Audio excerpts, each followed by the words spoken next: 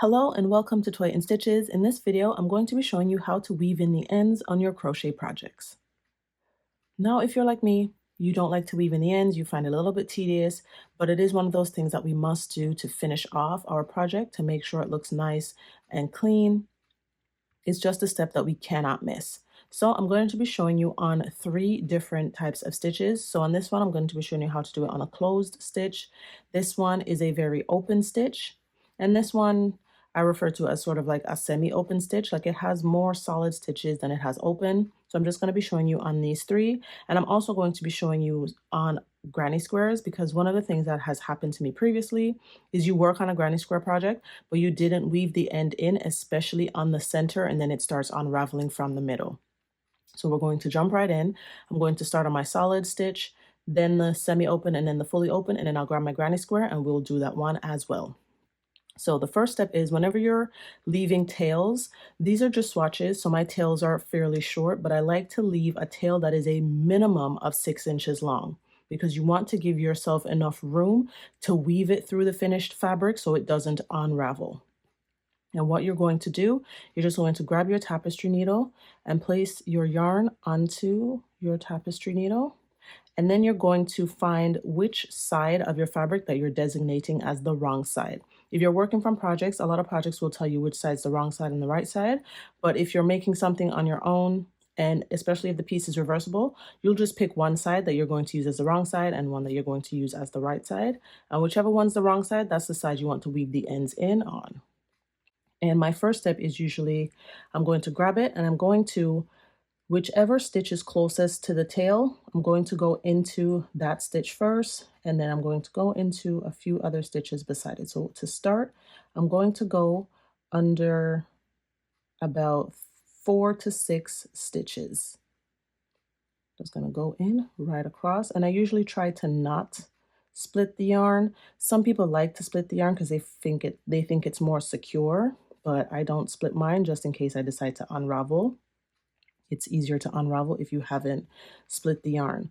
And then what I like to do is I like to give it a little stretch, but not so much that the tail puckers, but so that it's nice and firm in there and it's not pulling the fabric together. And once I've done that, I'm going to go up sort of into my next row. And you want to follow the loops. So on this one, there's a leg that goes up, so I follow that.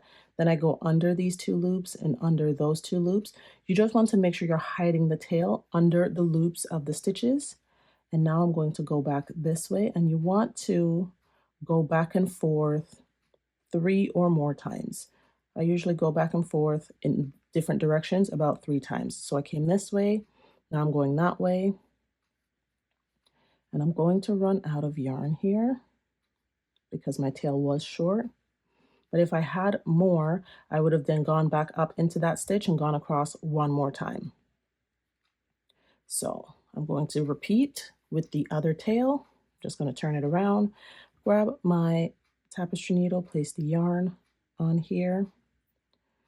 And if you don't want to go back and forth up and down rows, here's one thing you can do. So I'm going to go into this stitch here, and I'm going to find the base of the stitch.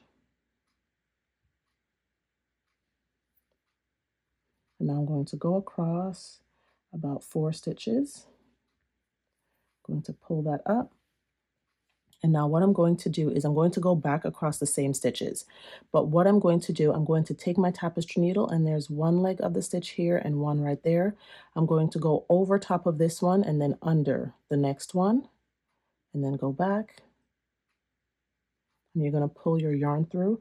But when you're pulling it through and you get to this point, you want to take your finger and pinch the section of the yarn that's on top of this leg here. You just want to hold it and then pull it firmly, because if you pull on it too tight, you're going to pull this leg of the stitch into the work. So you just don't want to do that. So you just want to make sure you're holding it to secure it, and then just firmly pull the yarn through. And then you would just take your tapestry needle off and then just trim off your ends.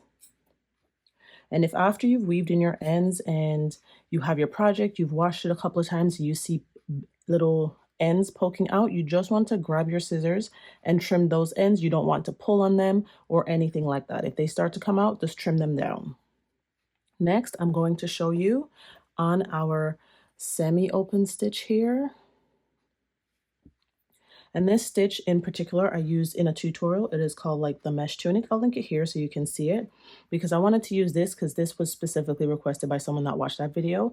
I went through a lot of detail in that video, but I did miss the weaving in the end step. So I just figured I'd pop in and show you how to do it on this. And the steps are pretty much the same. The only difference is because we do have an open space, we have to make sure that we are not seeing the tail in those spaces. So this is what I do. I have my yarn on my needle. I'm going to go under the top 2 loops of this stitch here. Pull that in. I'm going to work my way down the length of the stitch. And I want to come out on this side of the legs. Pull it through. I'm going to go under this loop here, under the 2 legs of the next stitch. And then now what I'm going to do, I'm going to go into, so there's a stitch in the middle here that you can see. I'm going to go into the top of that stitch. And when you look in it, there's a loop that comes around. I'm going to follow that loop and come up and under the 2 legs of the next stitch. And that's how I'm going to do it. So I'm going to go under this stitch again, then into the top of this stitch down here, coming up with that loop, and then through the other stitches. And now I want to work that going in the other direction. So I'm going to go down through the top of that stitch. And then I'm following the loop this way. So I'm going to go this way and under those 2 stitches. Then down into that stitch. Then I come back up and then go through the next 2 stitches. And then I'll go down once more. And then through, down, up, and through. And that's what you want to do. I've lost my tail. So that's all you want to do. You just want to go in and through all your stitches nicely. And this is why I like to leave a long tail, because the longer the tail and the further in you weave it, the less likely it's going to be that it comes out. And you just repeat it with all your tails until all your tails are woven in. And then finally, I'm going to show you how I do it on an open stitch when you have a lot of chain spaces. So what I do if I have a lot of chain spaces, I'm going to go into the thicker of the stitches, and I'm also going to go through the chains. So I'm going to put my yarn on my needle here.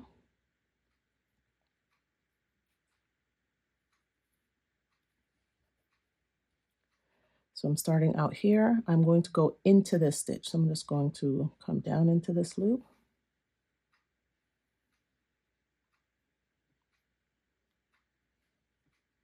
And then through, under one leg, and then down into the top of the stitch below it. And you see I'm following the loops coming down, so you're not seeing the actual tail. And now I'm going to come up through the base of this V-stitch here, right in the middle of that little V shape. And I'm going to go over and into the top of the next chain. Then I go up and through the next stitch. And then when I go into the next stitch, I'm going to go all the way down to the base of the stitch.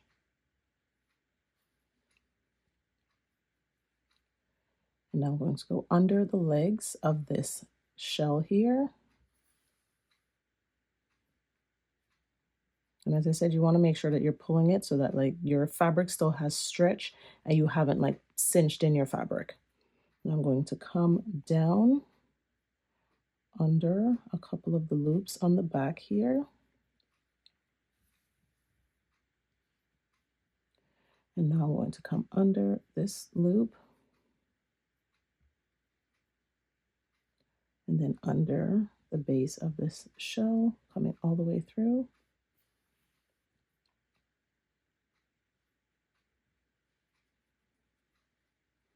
And when you weave your ends in like this, just following the loops of the stitches, going under the base of the stitches through each stitch, then you're not going to see where your tails are. So even if you end up wearing it on the wrong side, you still shouldn't see where you had woven in your ends. And that's all it is. It can take some time and it can be a little bit tedious, but if it's done right, it'll really elevate the finishing element on your crochet projects. Like we can't skip this step. We may not like it, but it has to be done. And if we do it right once, we don't ever have to worry about it, and we can wash and reuse, rewear all our pieces without worrying about the ends coming out. So that's how I do it on a stitch like this. And if you want, you could go all the way across, back and forth, just going in and out of the chains and stitches, just like that. Then trim off your tail. Now I'm going to grab a granny square and I'm going to show you how I weave in the ends, especially around the center, to prevent it from unraveling. Okay, so I've got my granny square and I've included all the tail elements that you're going to have when you're working with granny squares. So this tail is from the center where I started, and to start my granny squares, I use the magic ring or magic circle. And then I have two tails here from where I had to change yarn, but if you're working with granny squares and you're changing color, you're always going to have like two tails where you did your color change, and then you're going to have that last tail where you fasten off. I'm going to start with the one in the center. I'm going to place my yarn on my tapestry needle. And what I do to secure the center is the first thing I do is I pull on the tail to tighten it up. And this also shows me which direction the yarn is coming from. So as I pull here, it's pulling this way. So I know I'm going to go this way first and then go back the other way, because that's what I do to make sure it stays in and it doesn't unravel. I want to continue in the direction the yarn was traveling initially.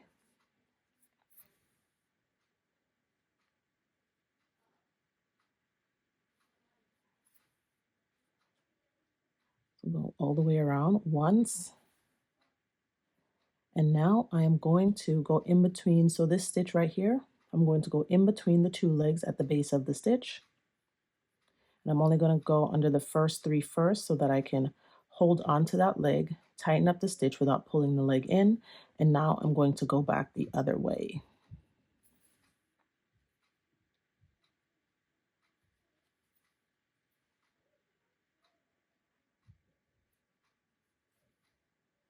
And you can do that once. I like to do it twice just to be sure.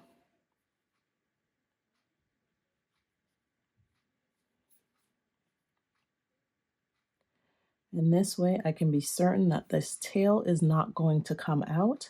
And once I have done that, I just cut my tail, and that's one down. Okay, for my color changes, or when you're changing yarn, I do like to tie knots. If I have two tails, I'm going to tie a knot. This is just a personal preference. Some people don't like tying knots in their work. I don't mind it. It just makes me feel a little bit better. If you're going to be tying knots, the first thing I will say, do not pull it too tight. You want to just pull it until it is close to the work. That is the first one. I'm going to do a double knot, so I'm going to do it again. And then when you're tightening it this time, you want to pull up on it and not tighten it down towards the work. So you want to use your other fingers, you're holding it here, and you want to raise it up. So as you can see, I've pulled it up and away from the work. Tighten it.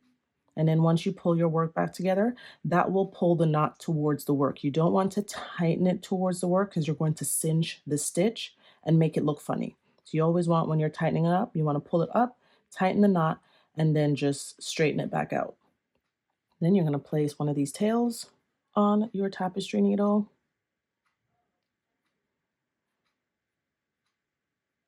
And then you're going to go under the legs of the stitches. So this is a corner here, so I'm just going to go all the way across the corner.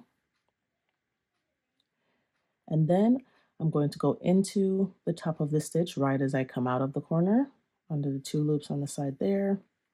I'm going to go over this loop and then up into the next stitch.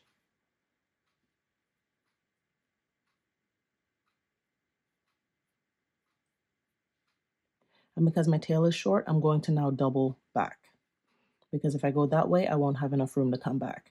I always like to double back when I'm weaving in ends, just to make sure that it doesn't come out. So now I'm going to go back into the stitch. So I came up through 2 loops. I'm going now back under one, the one that is lower down. Now I'm going to go across and then up and then back under where I came from. And then I will cut that off. And then I'll just repeat that on this side. So that's what you would do, you just repeat that. So on this one, you would come through, down, up, across, and then back down and up. That's all you would do. So now I'm just going to show you on this one. So for finishing off, I usually finish off with a slip knot. Some people like to do the invisible join. I don't mind finishing with a slip knot. But as you can look at mine, and you see that slip knot here, and it's sticking toward the back of the work.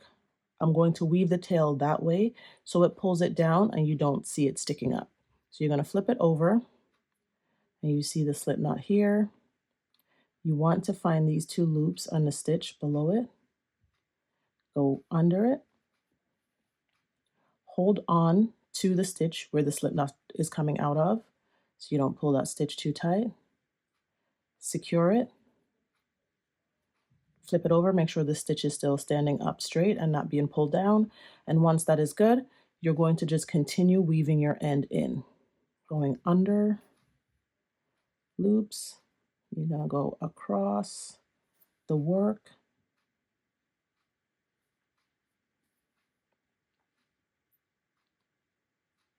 As far as you can go.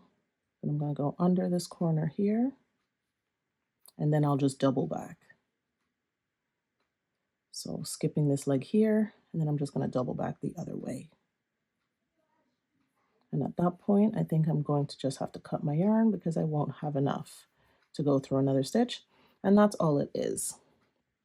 So there you go. And then you just have to weave in that final one. But that's all it is. Weaving in the ends, it's not necessarily hard. It just can be a little bit tedious. Just take your time. It is worth the investment of time to weave the ends in nicely. That way you can guarantee your project's not going to fall apart and you're not going to have bits of yarn sticking out everywhere. And that's all I have for you today in this video. If you found this video helpful, go ahead and give it a thumbs up, subscribe to the channel, and share the video with someone that you think could use this information. And thank you for watching. Until next time, take care and bye for now.